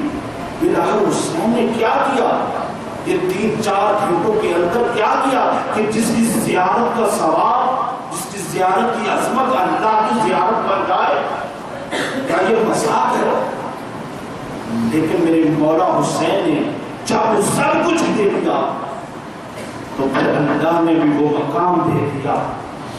ہاں عزیزوں، کربلا کا ذکر جب آتا ہے تو جب تک اس شہید کا ذکر نہ کیا جائے کہ جو مقدمہ کربلا ہے تو کربلا مکمل نہیں ہوتی۔ مقدمہ کربلا کیا ہے؟ مقدمہ کربلا حضرت مسلم ہے۔ 10,000 لوگ پہنچ گئے۔ مقدمہ کربلا کا نام حضرت مسلم ہے۔ جب میرے مولا و آقا 28 رجب کو مدینہ چھوڑ کے 3 شعبان کو مکہ پہنچے، وہاں پر خطوں پر خط آ رہے ہیں، تقریباً لکھا جاتا ہے 18,000 تقریباً خط آئے ہیں میرے مولا حسین کو کہ ہمارا کوئی والی نہیں ہے، ہمارا کوئی امام نہیں ہے، فصلیں پک چکی ہیں، آپ آ جائیے، ہم آپ کے انتظار میں ہیں۔ 5 شوال کو میرے مولا حسین نے حضرت مسلم کو تیار کیا، اور تیار کرنے کے بعد ایک خط لکھا، اور اس خط کے اندر یہ لکھا آنا باعث الیکم، میں تمہاری طرف بھیجنے والا ہوں۔ اس کو اخی و ابن عمی و ثقتی و من اہل بیتی، میں تمہاری طرف اس کو بھیج رہا ہوں جو میرا بھائی ہے، میرے چچا کا بیٹا ہے، میرا قابل بھروسہ ہے اور ہم اہل بیت میں سے ہے۔ یہ خط دے کر بھیجا ہے۔ اب وہ جو حضرت مسلم کے بچوں کی شہادت پڑھی جاتی ہے نا، اس کے لیے یہ کہنا چاہتا ہوں کہ یہاں پہ 2 روایتیں ہیں۔ ایک یہی ہے کہ حضرت مسلم کے بچے ان کے ساتھ گئے ہیں کوفہ میں۔ دوسری روایت یہ ہے کہ نہیں، 2 بچے واقع کربلا میں شہید ہو گئے، 2 بچے کربلا سے کوفہ قیدی کر کے لے جائے گئے، اور اس کے بعد جب کارواں کوفہ سے شام کی طرف روانہ ہوا تو مسلم کو ان 2 بچوں کو روک لیا گیا، پھر ان کی شہادت ہوتی ہے۔ تو 2 روایتیں تھیں۔ ایک روایت کے مطابق یہ ہے کہ حضرت مسلم کے بچے ساتھ گئے، حضرت مسلم کوفہ گئے۔ بس یہاں پر تھوڑا سا سمجھا کر ہو کر پھر آگے انشاءاللہ تعالیٰ مسائل کے وہ جملے کہ جو واقع ترپا دینے والے جملے ہیں۔ اصل جب میرے مولا واقع حضرت مسلم کوفہ پہنچے، کوفہ میں استقبال کیا گیا، حضرت مسلم کی بیعت کی گئی، لیکن بہرحال حالات تبدیل ہوئے، کیونکہ میں جلدی سے آگے بڑھنا چاہتا ہوں، بہت زیادہ ہو گیا کہ حالات تبدیل ہوئے۔ حالات اس انداز سے تبدیل ہوئے کہ کسی نے یہ خط لکھا یزید کو کہ اگر مسلم کی اسی طرح سے بیعت ہوتی رہی تو تمہاری شام کی حکومت ختم ہو جائے گی۔ لہذا ابن زیاد کو عجیب روپ کے اندر بھیجا گیا کوفہ میں، اور وہ جس انداز سے آیا میں اس کو ابھی تفصیل سے نہیں پڑھ سکتا۔ باہر جب کوفہ میں آیا اور حالات ایک مرتبہ تبدیل ہو گئے۔ تبدیل یہ ہوئے کہ جن لوگوں نے حضرت مسلم کی بیعت کی تھی، آہستہ آہستہ بیعت کو روکنے لگے، آہستہ آہستہ حضرت مسلم سے جدا ہونے لگے۔ روایت کی یہ جملے ہیں کہ ایک مرتبہ حضرت مسلم مسجد میں آئے نماز کے لیے تو پیچھے 30 لوگ تھے۔ اتنے لوگوں نے بیعت کی تھی، فقط 30 لوگ تھے جنہوں نے حضرت مسلم کے پیچھے نماز پڑھی۔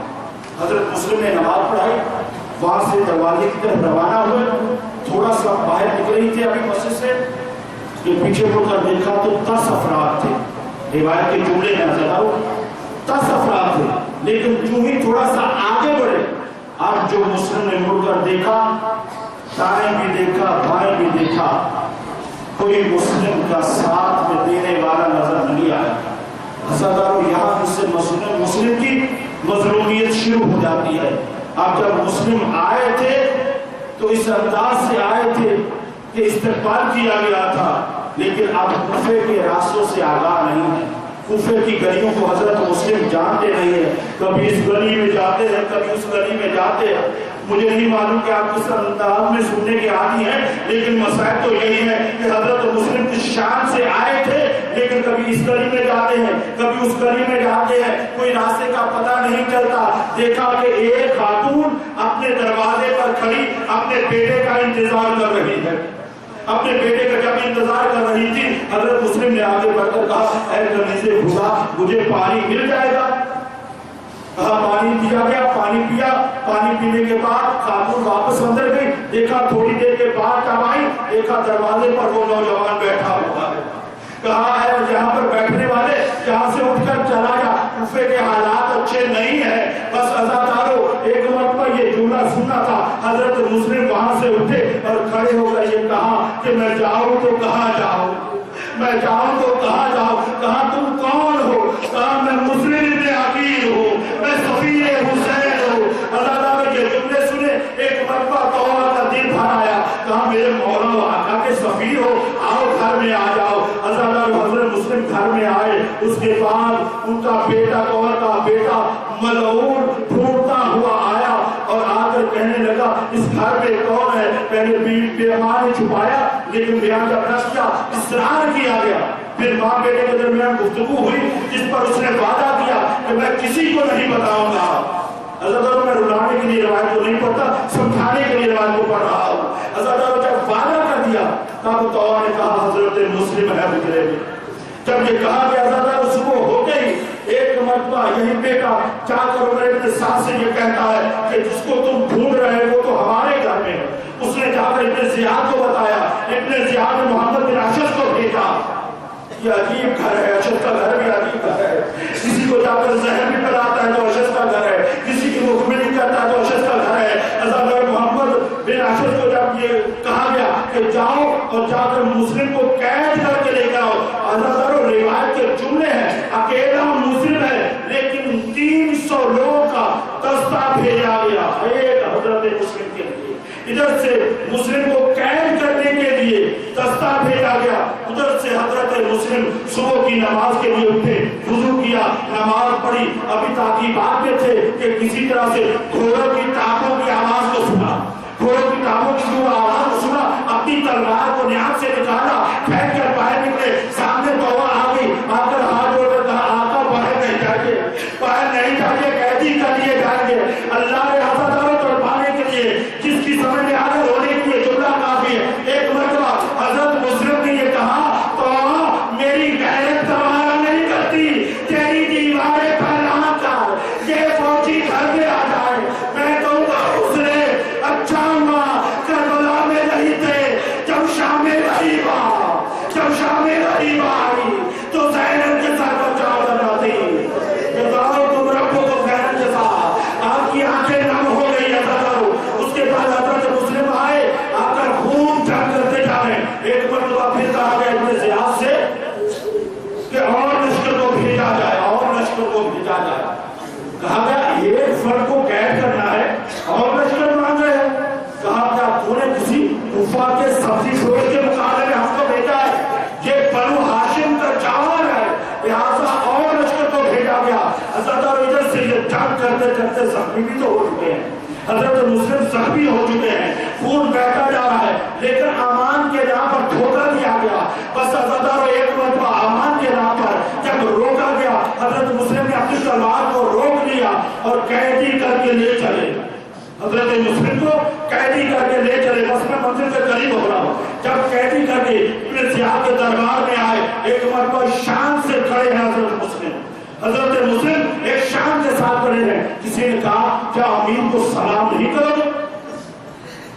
पर हज़रत मुस्लिम ने कहा ऐसा नहीं अमीर, मेरा तो कोई अमीर नहीं है सिवाय हुसैन, हुसैन के अलावा मेरा कोई अमीर नहीं है। अमीरी हुसैन पर नेमत अमीर, मेरा अमीर तो हुसैन है और हुसैन से अच्छा कोई अमीर नहीं है। بعد کسی نے کہا چاہے سلام کرو یا نہ کرو تمہارا سر تن سے جدا کر دیا جائے گا. عزادارو یہ بس حکم ملنا تھا. اس کے بعد ایک مرتبہ حضرت مسلم نے حضرت رسول اللہ تڑپانے والے جملے ہیں. حضرت مسلم نے یہ کہا میری چند وصیتیں ہیں.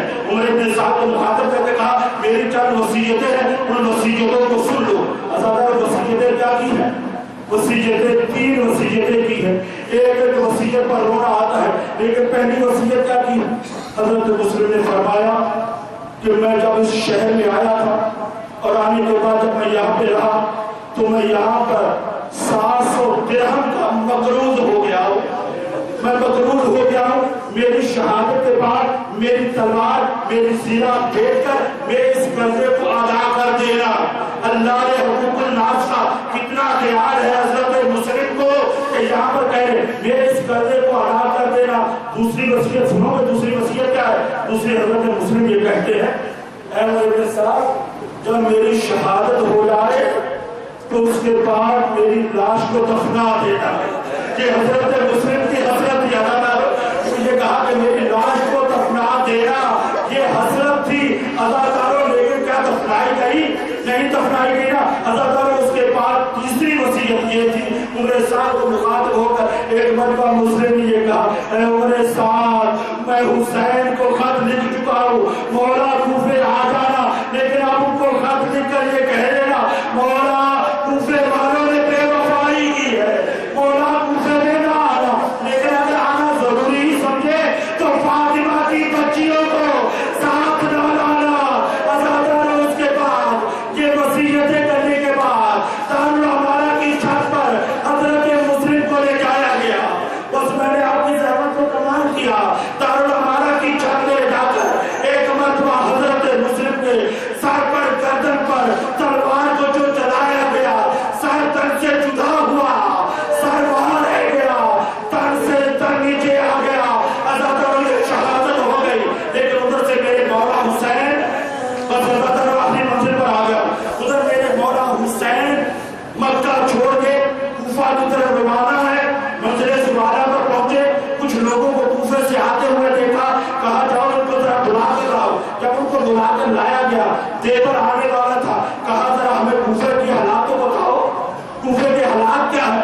کہ جب یہ پوچھا نہ کہا مولا ایک طرف آ جائیے, کہا نہیں سب کے سامنے بتا دو کہ ہمارے سب اپنے ہیں. ایک مرتبہ دیور نے رو کر کہا مولا میں کیا بتاؤں, جب ہم کوفے سے نکل رہے تھے مسلم کے پاؤں میں رسیاں ڈال کے کوفے کی گلیوں میں کھینچا جا رہا تھا.